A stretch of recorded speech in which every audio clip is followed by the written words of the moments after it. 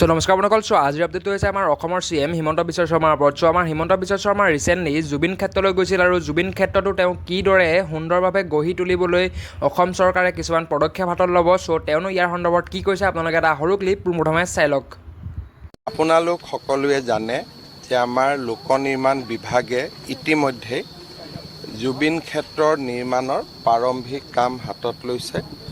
প্ৰায় 3 কোটি টকা ব্যয়েৰে আমি ইয়াৰে বাউণ্ডৰী ৱাল নিৰ্মাণৰ কাম হাতত লৈছোঁ আৰু ওপৰৰ পৰা যাতে মাটি খহি আহিব নোৱাৰে তাৰ কাৰণেও কিছু আমি ব্যৱস্থা হাতত লৈছোঁ।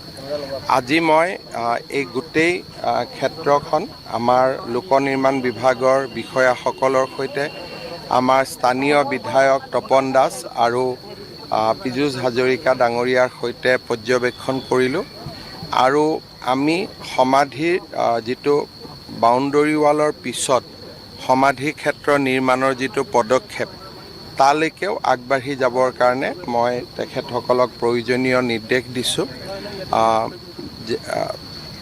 যি ধৰণে আমি আমাৰ এটা ভাল পৰিকল্পনা কৰি ইয়াক যাতে এটা আমি সুন্দৰ সমাধি ক্ষেত্ৰলৈ জুবিন ক্ষেত্ৰলৈ ৰূপান্তৰ কৰিব পাৰোঁ আৰু তাৰো ইতিমধ্যে প্লেনিং আৰম্ভ হৈছে। মই ভাবোঁ যে বাউণ্ডৰী ৱালখন হোৱাৰ পিছতে আমি এই কাম হাতত ল'ব পাৰিম।